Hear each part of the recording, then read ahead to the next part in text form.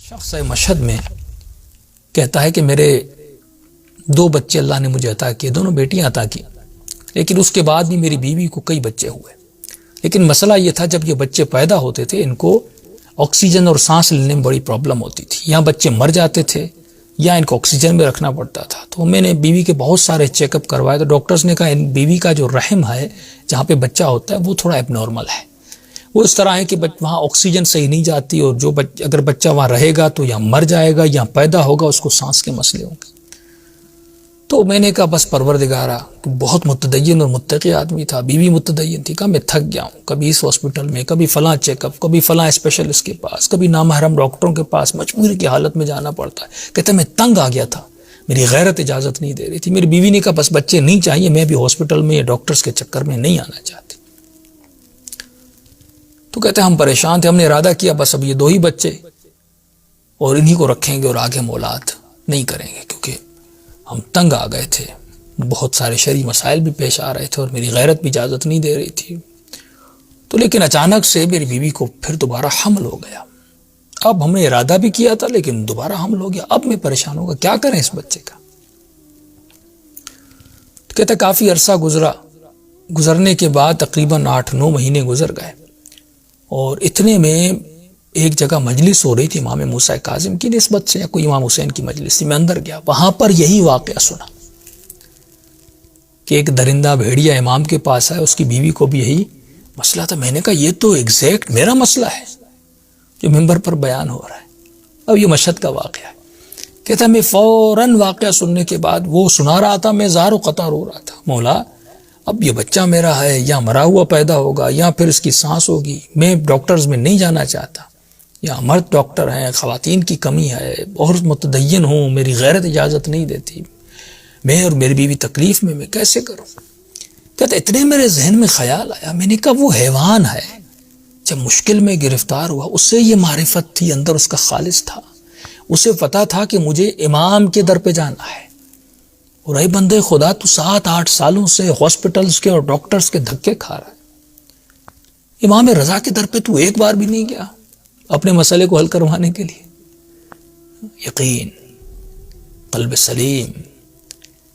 کہتا ایک مرتبہ میں روتا ہوا سیدھا امام کے حرم میں گیا، اور میں نے بے تکلف ہو کے امام سے بات کی۔ میں نے کہا مولا یقیناً میں اس درندے حیوان سے بدتر ہوں، میں اس سے بھی زیادہ برا اور گیا گزرا ہوں، کیونکہ میں 8 سال یہ مسئلہ آپ سے میں بیان کرنے نہیں آیا۔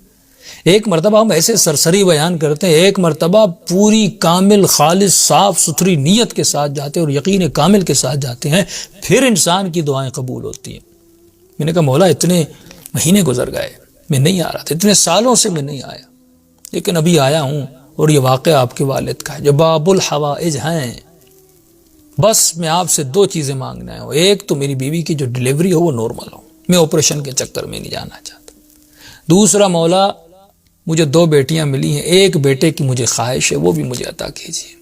بس جسے حجت کر کے کوئی امام سے مانگتا ہے، میں نے ایسے حجت کر کے امام سے مانگا، اور میں نے کہا مولا وہ حیوان گیا اور آپ کے بابا نے دعا کی اور دعا قبول ہوئی، میں بھی آپ کے در پر آیا ہوں، ہاں میں اس حیوان سے بدتر ہوں لیکن آپ کا چاہنے والا، اور جاؤں تو کس کے در پر جاؤں؟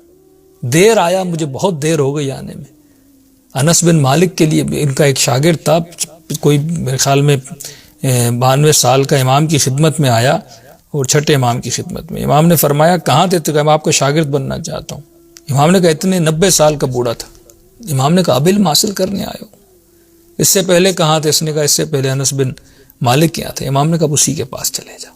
جب انسان یہ توجہ نہیں کرتا، جب یہ محسوس نہیں کرتا، کیونکہ اس کا اندر خالص نہیں، ہم ملاوٹی ہیں۔ کہتا اتنا ہوا، اچانک میری بیوی کو تھوڑا عرصے گزرنے کے بعد اس کو درد شروع ہوا، میں فوراً ڈاکٹر کے پاس گیا۔ ڈاکٹر نے کہا اگر نارمل ڈیلیوری ہونی ہوگی تو 1-2 گھنٹے میں ہو جائے گی، اگر نہ ہوا 1-2 گھنٹے میں تو آپ کو ہاسپٹل لے آنا پڑے گا، پھر وہی آپریشن، وہ سارے چکروں میں آپ کو جانا پڑے گا۔ کہتا بیوی کو گھر لے آیا، اور جو ہے اس کے درد اور زیادہ ہوئے۔ اتنے میں نے اپنی بہن کو فون کیا کہ آپ جلدی گھر پہ آئیں، اور میں نے کہا آپ گھر پہ آئیں، اور میں گھر سے نکلا اپنی امی کو لینے کے لیے، کہ کہیں ان کی والدہ کو لینے کے لیے، بیوی کی والدہ، کہیں ایسا نہ ہو کہ کل کوئی بچہ مر جائے یا بیوی کو کچھ ہو جائے تو وہ کہیں کہ آپ نے اکیلا چھوڑ دیا تھا۔ تو میں فوراً نکلا والدہ کو لینے کے لیے. تو راستے میں جیسے جا رہا تھا میری پھر نگاہ گنبد امام رضا پر پڑی. میں نے کہا مشکل وقت ہے، تم کہاں جا رہے ہو؟ فوراً میں امام رضا کے حرم میں گیا. حرم میں جا کر میں نے مولا کے سلانے پہ فوراً جا کے میں نے جا کر دعائے توسل پڑھی. اور میں نے کہا مولا وعدہ تو یاد ہے نا، میں نے آپ سے آ کر کہا تھا مجھے 2 چیزیں چاہیے، ایک تو نارمل ڈیلیوری اور دوسرا مجھے بیٹا چاہیے. میں نے دعائے توسل پڑھی، میں نے کوئی نماز نہیں پڑھی، کچھ بھی نہیں کیا، بس امام سے یہ کہا اور روتا. میں نے کہا مولا اب میں کہیں اور نہیں جاؤں گا. کہتا یہ دعا کر کے میں حرم سے نکلا، اور نکلنے کے بعد میں گھر گیا. یہ واقعہ ہے جانے ہوئے شخص کا. میں گھر گیا، اب گھر کے دروازے پر پہنچا اور گھنٹی دی کہ دیکھوں اماں کی آئیں، بہن آئیں کہ نہیں آئیں. دروازہ کھولا تو میری بہن دروازے پر تھی، اور جیسے میں دروازے پہنچا کہا بھائی مبارک ہو. میں نے کیسی مبارک؟ کا بچہ پیدا بھی ہو گیا اور اللہ نے تجھے بیٹا عطا کیا ہے. کہ اتنا سننا تھا. اس کی بہن کہتا میں وہ گھر کے دروازے پر ہی بیٹھ گیا اور بلند بلند آواز میں رونے لگا. میں ضبط نہیں کر پا رہا تھا. بہن نے کہا کہ ہمسائے کیا کہیں گے، کیوں رو رہے ہو؟ کہ گھر کے اندر آؤ. کہ گھر کے اندر گیا، دیوار سے سرہانہ لگا کے بلند بلند رونے لگا. بہن نے کہا رو کیوں رہے، خوشی کا موقع. کہ امام رضا نے اپنی حاجت پوری کر دی اور مجھے کر کے دکھایا. اگر تیری نیت خالص ہو عزیزو، اگر خالص نیت سے تمہارا عمل بجا ہو تو اس طرح وہ عطا کرتے ہیں. کہ جو معاملہ میرے درمیان اور امام رضا کے درمیان تھے وہ واقعاً وہ باب الحوائج.